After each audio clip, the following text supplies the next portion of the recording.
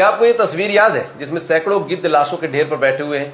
ये तस्वीर है साल 1946 की, जब जिन्ना के इशारे पर बंगाल के अंदर हिंदुओं का एक प्लांट जनसंहार हुआ था। लेकिन क्या आपको पता है कि वो दिन कौन सा था? दुनिया के लिए वो दिन 16 अगस्त 1946 का था, लेकिन इस्लामिक कैलेंडर हिजरी के साल के अनुसार 1365 का रमजान महीने की 17वीं तारीख थी। आखिर क्या खास था उस दिन? आखिर क्यों डायरेक्ट एक्शन डे के लिए उसी दिन को चुना गया? तो इसका जवाब इन पर्चों में दर्ज है, जो मुस्लिम लीग ने डायरेक्ट एक्शन डे को सफल बनाने के लिए कलकत्ता के हर मुसलमान तक पहुंचाए थे।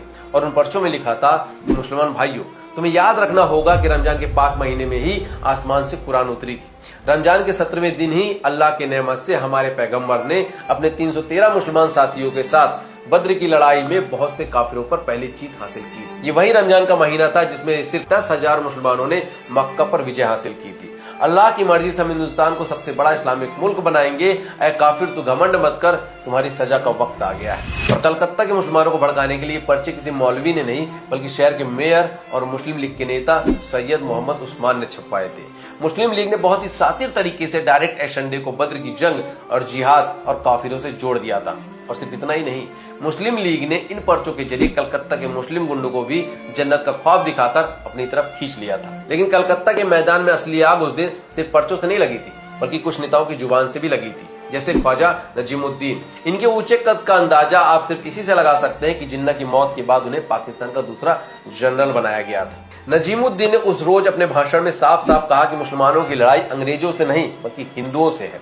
और फिर उसके भाषण देने के बाद बारी आई बंगाल की कसाई सुहरावर्दी की, जिसने माइक संभालते ही कहा कि जाइए, आपके इख्तियार का वक्त हो गया है। मैं ब्रिटिश फौज और पुलिस पर लगाम लगाने की हैसियत रखता हूँ। पाकिस्तान बनाने के लिए आपके पास सिर्फ 24 घंटे हैं, इस दौरान आप जो चाहे वो करो।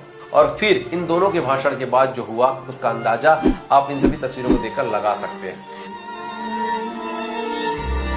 बाकी इस मुद्दे पर एक eye opener film Vivek Agnihotri ji लेकर आ रहे हैं, द बंगाल फाइल्स, और मैं भी इसके आगे की कहानी अगली वीडियो में लेकर आऊंगा।